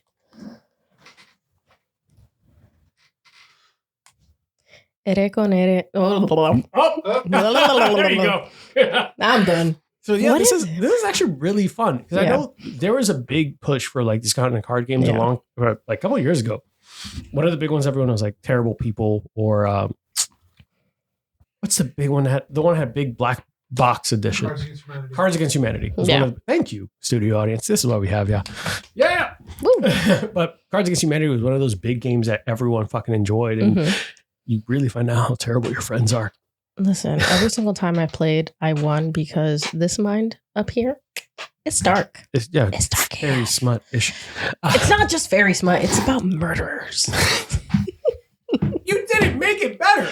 Sorry. You didn't make my thought process of your mind better. Listen, at least I know what to do if you think someone is following you. Do you? Yes. What do you do? Beat their ass. I'm twice the size of most people. In a car, I'm talking about. Yeah. Slam on the brakes. No. You take 4 right turns to make sure that they're not following you. Yeah. Or you take a random left and see how hard they turn. Yeah, that's true. Take a random left down a street that they don't expect and see if they have to pull a Yui. Or run a red light and see if they have to pull a Yui. Like wait to the right second of the yellow. Oh. Yeah. I already do that on the daily. Never mind. Oh, that's just you. You're just a shitty driver then. We don't talk We'll about make it awkward. We'll make it awkward. No, let's see. You sit in that. Sit in that and wonder about why you being a bad driver saved your life more than once. But I think that, so Cards Against Humanity and all those games, and this game actually seems like a lot of fun. I kind of want to see if I bring this to like Rosana's family. I said it with such a Dominican accent. Rosana's family's house. I'm going to buy this. I'm going to buy this and bring it to her family's house and see how that goes because I think that could be a lot of fun. Oh, definitely. Because she made another game called Get Loud. And I think it's, I haven't looked into it too much, but I think it's on her website. I think it's more tailored to like the no sabo kids. Obviously, like if you're not born in the country, like Dominican Republic or Colombia or wherever else, and you're born in the US, you're not Spanish enough. But when you're in the US, you're not American enough type of thing. So like you're in the middle of a no sabo, but you actually know Spanish type of situation. Yeah. So, there it is. Get loud. Bilingual guessing word game. I'm going to buy that. I like I'll support your sister as much as I can. Inspired by our gentle... Same thing. Inspired by our gente that know how to turn up the volume. Get Loud is the first competitive bilingual guessing game that brings fun and la cultura to all ages. Players have 1 minute to act out or describe as many words as possible in English or Spanish for their teammates to guess. What kind of Pictionary type of charades? Charades and Pictionary. We're acting it out, so charades. The team with the most words guessed at the end of 3 rounds wins. Play with color-coded difficulty modes and guess words under multiple categories like national dishes, celebrities, entertainment, geography, y muchos más. The whole fact that it goes in bilingual takes me out of my job interview voice. I can't do it in Spanish. Because then it turns into the soap opera. Mira, Maria, ¿cómo está? Maria, ¿por qué? But Get Loud. I actually want this. I really listen for all the Patreons out there. Don't give me the money this month. Buy me this game. Buy me this game. Buy me this game. No, I test my mom's Spanish so many times throughout the week. Sometimes, last week I was like, "Mommy, say zipper." Zipper. And of course she's doing el zipper. El zipper. Fucking it. And I'm like, Marianeri, how do you say zipper properly? She's like, I don't know, Yvonne. Zipper. El zipper. Y yo, Marianeri. Cremallera. What did you call me? That sounds racist. David Allen. David Allen. It's cremallera. That's not what I'm going to say to anybody. That sounds like I'm flirting with my fiance. Cremallera. The fuck? How do you say meatball? Wow. Albondiga. What? Albondiga. Albondiga. Why did I fuck that up? I don't know. I've been drinking way too much. She couldn't even say that. She was like, meatballs? Like, mommy. Hamburguesa. It's hamburger, right? Hamburguesa? Mhm. I'm pretty sure that's Spanglish. That can't be. Is that not how you say hamburger in Spanish? Hamburguesa? Yeah. I don't know, maybe. Alexa, how do you say hamburger in Spanish? Huh? Okay. I was right. All right. You were. Yeah. Porque, building, it's not building, it's edificio. Edificio, I know that Yeah, one. no. For the longest, I thought it was building. No, we were part of the tennis association. So in Spanish, in the neighborhood, it's like edificio. No. Alexa, stop. What? Alexa was trying to chime in for more music. I guess so. What is going But on? yeah. Moving on. Sorry about that, guys. Sorry to mark that shit and delete that. Listen. But yeah, so cheers to your sister, to your cousin. Yeah. To your cousin, because that's a pretty dope accomplishment. Someone said, I'm going to make a game, and it's sold that much already. Yeah. She made it when she was like mid-20s, I think. Mid-20s? Yeah, she's my age. Bro. Mm-hmm. Okay. That's fucking badass. Yeah. Like, she's fucking made it pretty well. To make two successful, at least one very successful card game. Mm-hmm. Which takes a lot of like jokes and fun. It must have been even really fun to sit here and like, let's think about the most stereotypical Hispanic shit possible. Because I'm pretty sure there's one about Don Francisco in there. Oh my God. Or Walter Mercado. Yes. Bro, I'm sorry to everyone who's American who has no idea what the fuck I'm talking about. Imagine your mom would play someone reading horoscopes in full volume, and this dude looks like a medieval warlock with the most white makeup possible. This guy looks like a zombie. He should not be. That's too and he's accurate. Like, Scorpio. Escorpion. Scorpio. And he looks like super deep into your eyes, and the screen's like, your life is going to be wonderful as long as you marry the woman that you've been looking for and you eat cheese this weekend. Pisces. Like, and it turned to another camera. It's some other ridiculous shit that makes no sense. Lo estás diciendo mal. Es escorpión. Escorpión. Pisces. Pisces. I know, but I'm talking to the people who don't speak Spanish. I'm sorry. Here, okay? I'm sorry. Doing. Pisces. Pisces sounds terrible. But imagine like someone's reading your horoscopes in a medieval warlock robe and telling you all this crazy shit that makes no sense, but your family truly believes this is like the word of God. Walter Mercado could say the most out-of-pocket shit. And it's like, but Walter knows. Mm-hmm. Él sabe. Él sabe. Él sabe. My mom would shape her whole week around what Walter Mercado was saying. God, Walter Mercado. I hated this shit. God. Because he would just be like, shut up. I'm listening to him. He's on. All right. He's more important right now. Walter's on. I was like, I'm bleeding on my eye. Walter's here. Like, if you listen to Walter last week, you wouldn't be bleeding. I hated Probably. that man. I hated that man so much. God, he was so bad. Oh my God. Whatever happened to him? Tragos has an expansion pack? Oh, it does?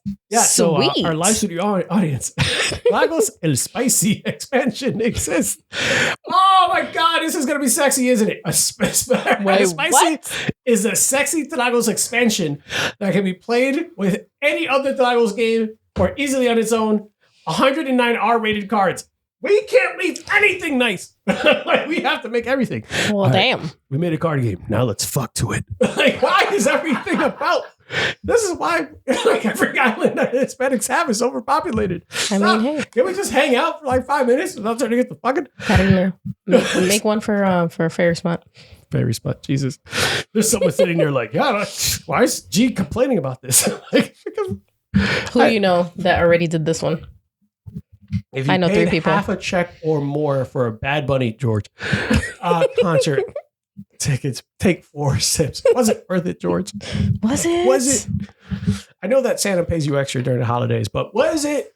Could he even see over the road ahead? No, that's why he paid extra. He paid for a booster seat.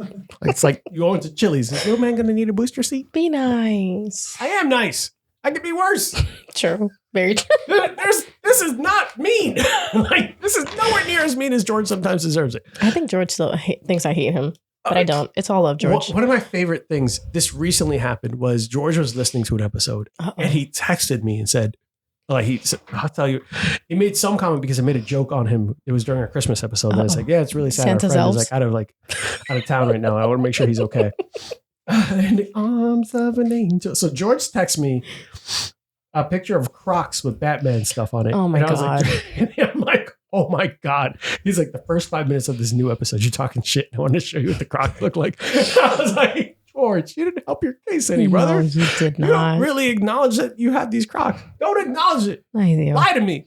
I'm not at your house. I don't need to know. I don't need to know that you have Crocs. What did the body say? Ay, dito. Ay, dito. Ay, Jesus. Ay, Jesus. So we're going to move on real quick.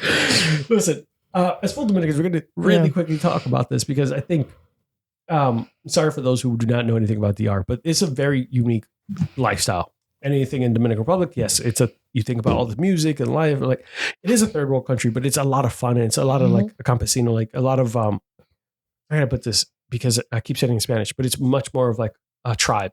Yeah, I think tribe's a good way. The people you fuck with and people you're around, like that's forever. Yeah, there's a lot of motherfuckers. It's dangerous. Yeah. As an American, don't go without knowing people or staying on the resort.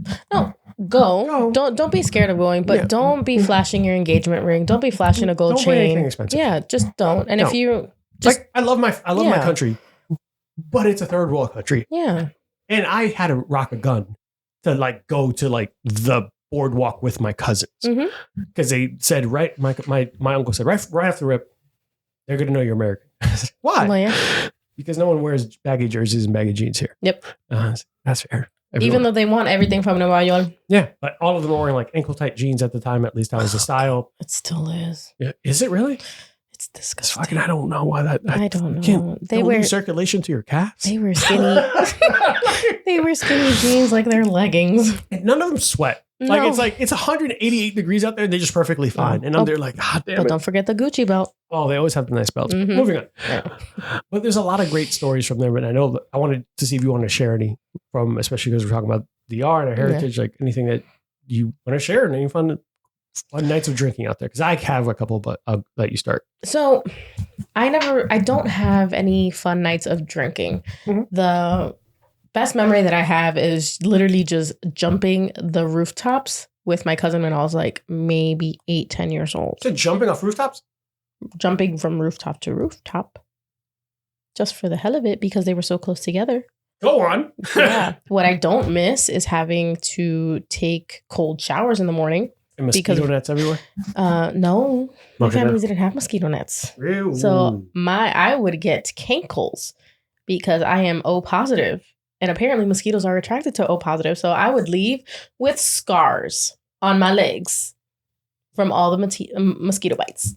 God damn. Yeah. God So, damn. and then obviously I have the memory of my uncle's wedding, me being the flower girl. It's been a while since I've been to DR, but my most cherished memory was with my cousin, Raquelin, riding her little Vespa in my designated spot in between her legs, like holding onto the little handles while her son was on one leg and then another cousin was on the other leg and then someone else was behind her. The hell? It's motoconcho. I know what you're talking about. Yeah. So that was pretty fun. It's funny because like I don't when you say it, I have to then turn on that was DR. Yeah. I have to turn that on in my head. Mm-hmm. Was it safe? No. No. But it's DR. I remember going in DR and my uncle was like, hey, make sure you have some cash on you so you can bribe police. And I asked him to repeat what he said because I thought I mistranslated in my head. What do you mean bribe police? Like to pay like a bill or a fee or something? No. To make sure you don't get arrested for no good reason, you have to pay them. The fuck are you talking about? What part of DR is your San family? Pedro Macari.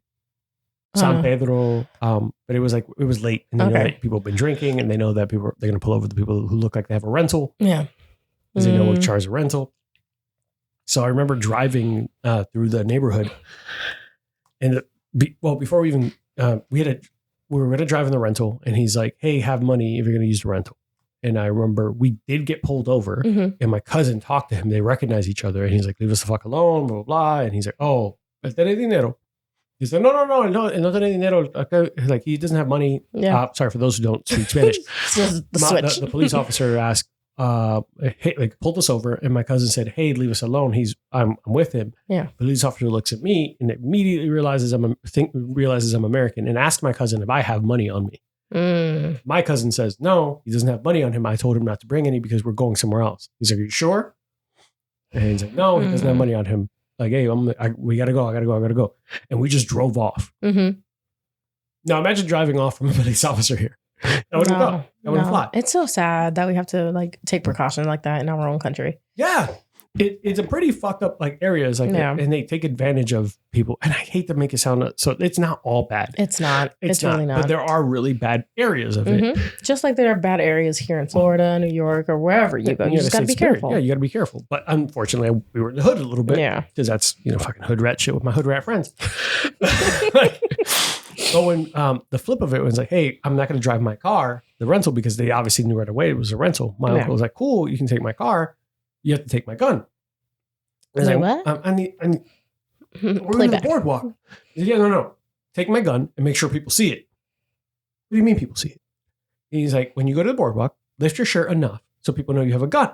It's like, why? He's like, because people know you're American and they're going to try to rob you. But when they see that you have a gun, they're going to know you have people here. And you have a gun.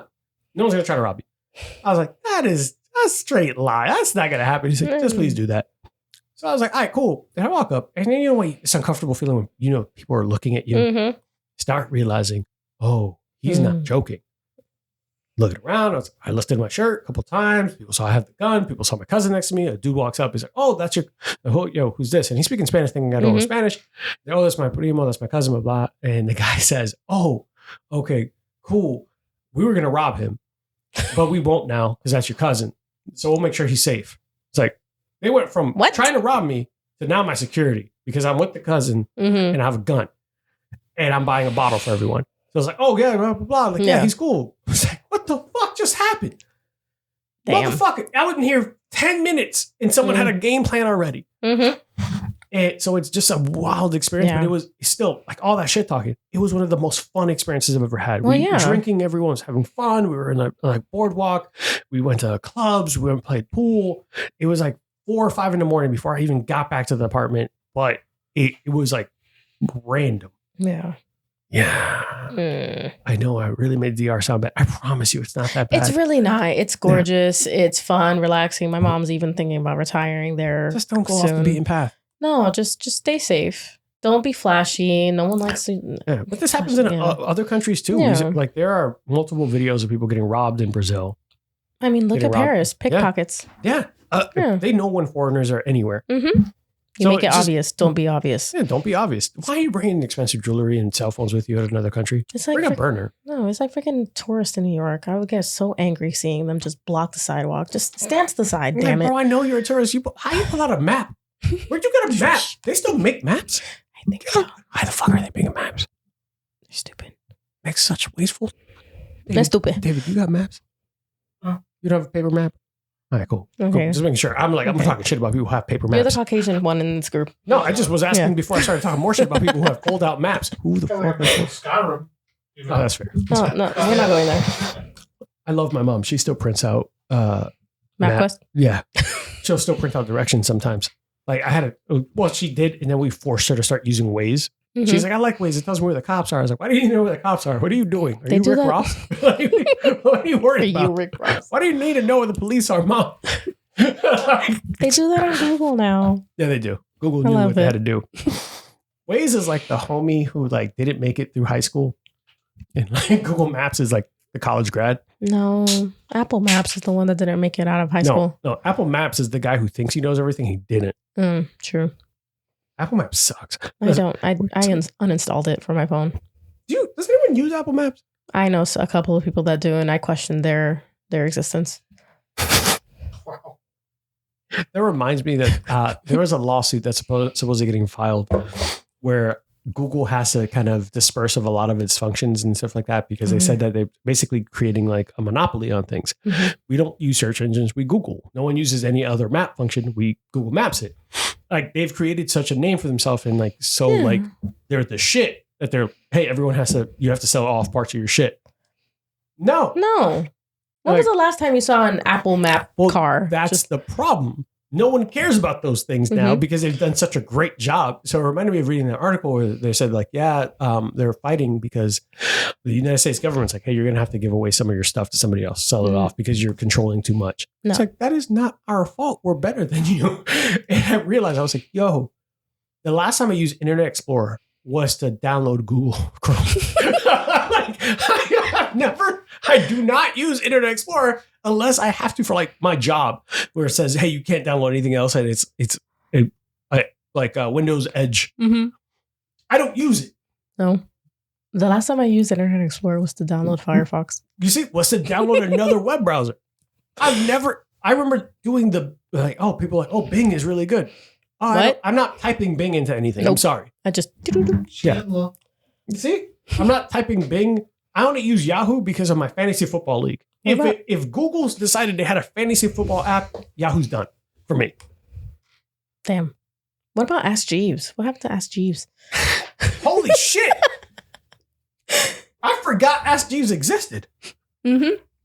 Poor Jeeves. Out here looking up. Never mind. The shit I used to search when I was 13 was not okay for Ask Jeeves. Listen. That's a different podcast. Don't bring that here. Guys, for Bourbon and Bullshit After Dark. But, all right, so... Bourbon and Bullshit is spicy. It's spicy. All right, so since this is an episode about the supporter spotlight, I had 2 more questions, and we're going to wrap up, right? Because I know you guys have a lot to deal with tomorrow. It's not that big of a deal. Just, repiping the house. Yeah, not for you, because you'll be with the baby. No, the baby's at Abuelita's house. Oh, so you'll be asleep. No, I gotta make breakfast for the boys. For the boys. So difficult. Her life is one of those things seems tougher. Listen, show moments. So as a supporter, I know that we talk, but I'm sure there's been some show moments or a time when you've been listening to the episode where you're like, I want to yell at you or chime in. What was one of those moments? Honestly, it's almost every single episode. Jesus. But I'm kidding. There was one. I think you were talking with Silvana and Rosanna. Mm. You guys took way too long to figure out the name of the show, Charmed. Oh my God, I remember that episode. I was so mad at myself. The way I was screaming in my car, I was like, you got to be kidding me. It is Charmed. And my kid was in the back. He finally learned how to say charmed. He's like, charmed? You're welcome. I was like, it's charmed. Oh, and then... Well, we taught him a good word. We taught him a whole ass word because of frustration. Bourbon Bullshit is out here changing lives. And then the last one was the last time you had this guy on the show with the spicy lip gloss. It's not spicy lip gloss. It's lip plumper from Maybelline. It's lip gloss and it's spicy. It was one of I remember he said that. He's like, yeah, sometimes you should what's the fuck with you and use a spicy lip gloss. I was like, the what? I was like, that's just... For those who are just tuned in today because it's Yvonne and doesn't know the backstory, her husband was on here. Yeah, your significant other sometimes will wear a spicy lip gloss and give you a kiss or just fucking throw you off and mess you up. I was like, that's never happened to me. You're alone here. But it didn't necessarily sound like he was complaining. It was more like you caught him off guard and he's like, kind of like it. So tell me about this lip plumper. No, audience. He does not like the spicy lip gloss. All right? It's just a lip gloss that I bought from, once upon a time, Fairyland Walgreens. Like a Dollar General? No, not Dollar General. God.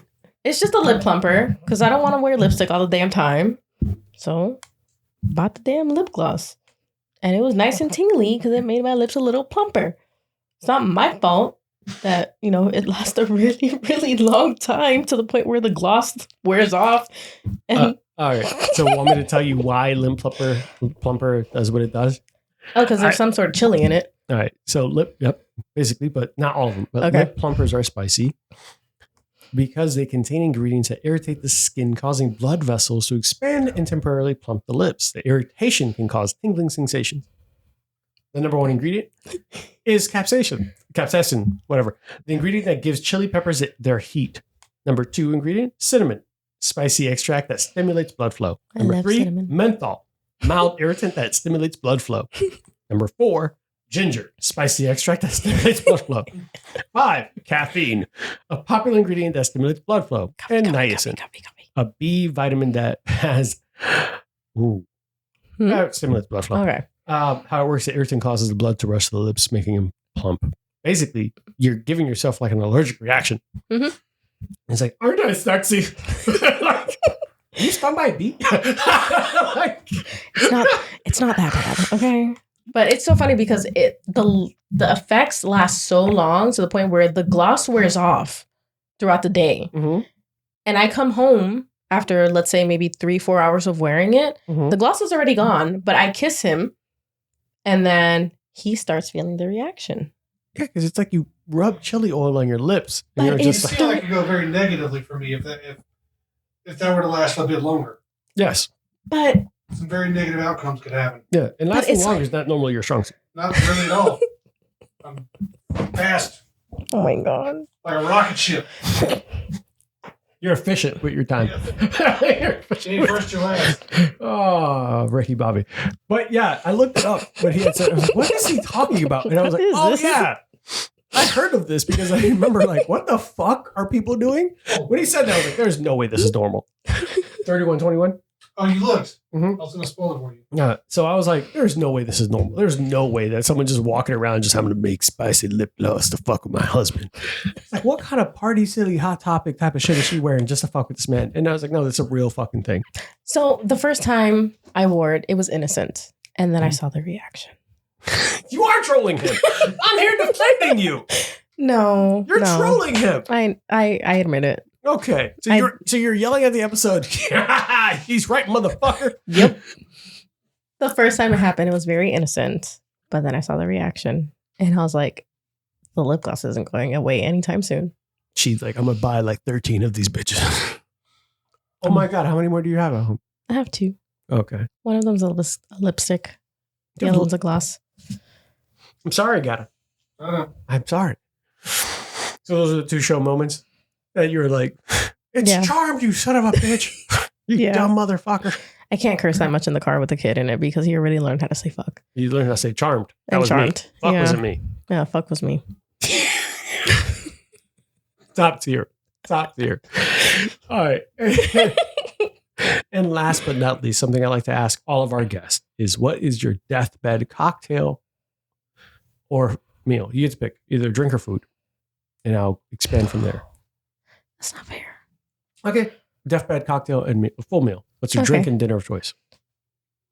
Dinner, breakfast all day. Give me all the breakfast choices. So just Brenner. Brenner all Eggs. day. Like what kind of motherfucker breakfast is very Okay. expensive? Pancakes, waffles, Pancakes bacon. and waffles? bacon, Motherfucker, pancakes scrambled and eggs. waffles? Yes. You greedy? Why be picky? You greedy? Okay. That is deathbed, I guess. It's not Yeah, that be bad. greedy, yeah. Leave me alone. Hey, Freaking- you're right. Crepes, maybe, with a little bit of What did you call them? crepes. Crepes. Crepes. Crepes. Um, Fuck me. This is the bougiest deathbed cocktail. Deathbed dinner. But I like it. You're the first person to pick Yeah. breakfast. scrambled eggs, Okay. sausage, Okay. bacon. A massive ass breakfast. I love it. Give me it all. All It's right. my last meal. All right, last drink. Okay. What's your deathbed cocktail? Shots of Fireball. If I'm going out, I I'm going fuck out. with it. I fuck with If it. I'm going out, I'm going out swinging. Yeah, and you're gonna kiss your husband right after, so it's spicy. Yep. Don't make your deathbed germs. Don't make your deathbed germs. If I'm going out, you're going out with me. Death do us part. My ass, you're coming with me, ho. I told him if I go out first, I'm haunting his ass. That is Ain't no way you're fucking someone else. That is the first. That is what you thought about. Yes. I know I'm supposed to end the show. Did I tell you what I told Rosanna I would do? I know that was supposed to be the end of the show. I know we're ending the show. It's okay. We don't have to. I told Rosanna, I'm saying for me, I'm saying, hey, this is the last question. Hey, I'm going to fucking talk about it. I told Rosanna that if I die first, I'm going to opt out of heaven to haunt her You're making it to heaven? Yeah, I thought of hell or heaven. Oh. Hell's not going to want me. True. You're way too complicated, man. Purgatory. No, I'm going to try to haunt her as much as I can. And she's like, why would you do that? And I was like, because no matter what happens, whoever you date will never be able to get hard. She's like, what? I'm going to use all my juju to make him never get constant flaccid. Yeah. Just down. And I'm like, whether it's because the moment he's like getting ready to like, and I just take over your body, so it looks like me. He's like, what the fuck? Whatever I could do for the rest of your existence, all your relationships are going to be fucked because Ghost Me is going to be in the background fucking it I up. love it. And she's like, that's so fucked up. I was like, why are you thinking about it otherwise, huh? You don't want to be with somebody else. Nope. God damn it. Yeah. He's like, I'm right there with you. Yeah. She just started like, she's like, that's fucked up. You really thought about this. I was like, yeah. Mm-hmm. I'm not trying to make your life terrible. No. I'm just gonna make it that you're going to be lonely you'll be lonely. and miss me. You can buy some, you can visit Fair Villa all you want for some self-help. Hopefully it's still open. It will be. Yeah. And look, there's some things that lasted during the pandemic, and it wasn't a question about the sex shop still standing. They were doing just fine. For those who didn't know, Fair Villa was also doing online tutorials. Wait, what?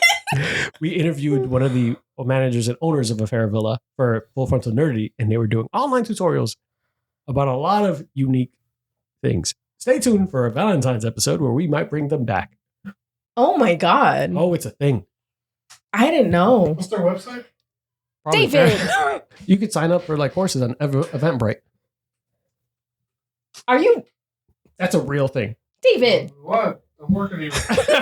What? I'm working here. But yeah, I told her I would haunt her and her whoever she was dating for the rest of their existence, regardless. Mm-hmm. She's like, that's fucked up. Like, No, for it's real? not. I was like, bitch, I'll live forever.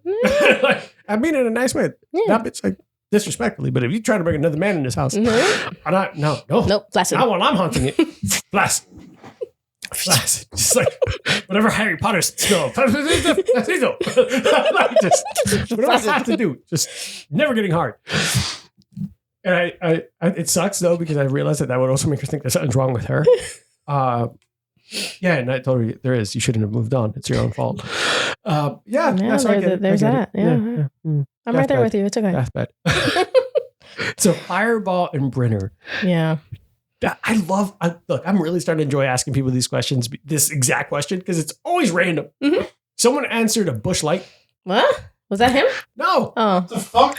no, he was actually, he did not answer that. What is your deathbed cocktail? I don't think you asked me this. To be honest. Yeah. What's your Oh. deathbed cocktail? You're not that important. Jack Coke. Jack and Coke. Jack and Coke. Basic. Fair enough.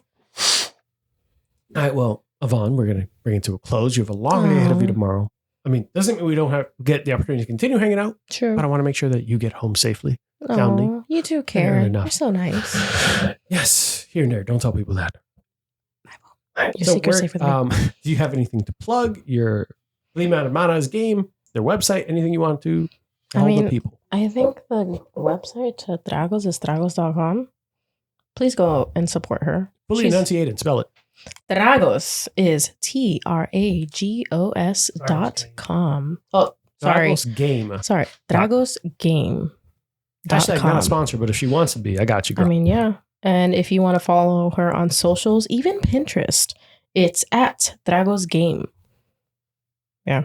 Go support her. Yeah, Go support the Spanish community. support small businesses Yeah. in general, man. I think True. I think that's a really cool thing to I mean- switch it up and for the culture and just have fun. Yeah. I mean, regardless that she's made it to Walmart and Target, it's still a small business because she has to go out and promote herself to make sure that she stays. She's not Milton Yeah. Bradley yet. Yeah. Yeah. Yeah. We'll get there. I'm sure there'll be a version of Operation that is just a bunch of Robitussin and Vicks Vapor Rub. Because that's what we do. That is but what we do. I do want to thank you though for being a day one supporter and being one of the biggest people that were just like, hey, what the fuck is this? Oh, hey, you should do this. Hey, you should do this. Of course. I didn't joke about it. I actually said it straight up, and this makes me laugh. And this is not a shot at anyone. Understand that. I said that the people who share my shit the most aren't even the people who've ever been on the show. Mhm. So, and people were like, what? I was like, all the motherfuckers who've been on my show, they share my shit the least in comparison to the people who haven't been on the show yet. Between you, Crystal, like some people up north, I got Kim, she came on the show once. I have people who like share my shit consistently, listen to the shit consistently, give me feedback consistently, rock. All of them like, hey, groupie, all of them, hey, I heard this. Hey, the sounds audio is a little weird here, blah, blah. Give me Tempest every week. Hey, man, I heard this. Hey, man, you were breathing kind of deep. Hey, what was going on with the deep breaths, blah, blah. And I appreciate the feedback because now I can fix it. Yeah. So I appreciate the day ones, the people who are giving me the honest, like listening and all this stuff. And I love the fact that you guys, regardless of being on the show or not, you've been part of the community. Well, of course, because I never expected this. I never expected to be on the show. I'm not going to say I never wanted to be on the show. I always gave you shit about it, but never thought it would become a reality. Don't look at me like that, okay? Supporter Spotlight was always a goal, but it was getting the show cadence right. But regardless, I've always been a number one supporter because your success is everyone else's success. Like, we want to make sure that the homies are always successful one way or another. 100%. Yeah. And if for some reason I take over Joe Rogan, which I got you, Joe. I'm coming for you. I'm saying, forget that big. Number one. Coming for you, motherfucker. I'm joking. Throwing down. He'd be like, who said my name? It's fucking Spidey sense tingling. Or the acid. Never mind. No, we don't either. All I'm saying is, like, if for some reason, like, I ever made it, obviously I need a social media person. But I do really do appreciate you and everything you guys have done. And you, Alex, all the day ones, Crystal, all the day, like, all of you have been really, really helpful and really, it just made me continue wanting to keep doing things, because there are times where I get frustrated with myself, and there's that imposter syndrome where I'm like, what the fuck am I doing? I'm stressed out, tired, I'm fucking exhausted. I'm editing shit, fucking deep breathing, fucking up my audio. Yeah. Hey, listen, I speak really fast. Deep breathing over there. Deep breathing or sharp breaths. I do sharp breathing. No, true. And not often. Okay. But I do want to thank you and appreciate that you came onto the show. Yeah. So, for those who do enjoy what we're doing, please make sure you are liking, subscribing, sharing, and following at Bourbon _ BS at almost all social media platforms. Just TikTok should be banned by the time this comes out, but I am on there, not doing dances. I'm making drinks, and apparently they're getting popular to the point where bartenders in Puerto Rico are copying my drinks. That's awesome. Yeah, but it's really random to find that out. It's still awesome. Yeah, really awesome. They're like, hey, what kind of chartreuse did you use, yellow or green? I was like, why? It's like, I want to make that drink in my bar. Okay. All right, but just share my handle on IG. That's all I wanted. I was like, just put that shit out there. Be like, I got this from this. But I do really appreciate you guys. It's a labor of love. So continue just 5-star reviews. Tell people about it. Tell your homies. If you have people who want to be in the show with an interesting life or want to share some drinks, let me know and I got them. But outside of that, drink responsibly. Don't text your ex. Avoid Amazon One. Click buy. And just be good to each other. Because there's a lot of motherfuckers out there that's just evil. Yeah. And bye, Tragos. Bye, guys. Hey, guys. Today's episode is brought to you by Burn, Termite, and Pest Control. I first met Joe Byrne on Full Frontal Nerdy Show and decided to give his company a try. They have been the best pest service I've ever had. From flexible scheduling, attention to detail, fair pricing, and everything you love about a small business, I highly recommend Joe Byrne and Burn, Termite, and Pest Control. It's a family-owned and operated business with over 30 years of experience in termite and pest. You can reach Burn, Termite, and Pest Control at 321-297-7985. Once again, 321-297-7985. And let them know Bourbon and Bullshit sent you. Thanks, guys. See you next time.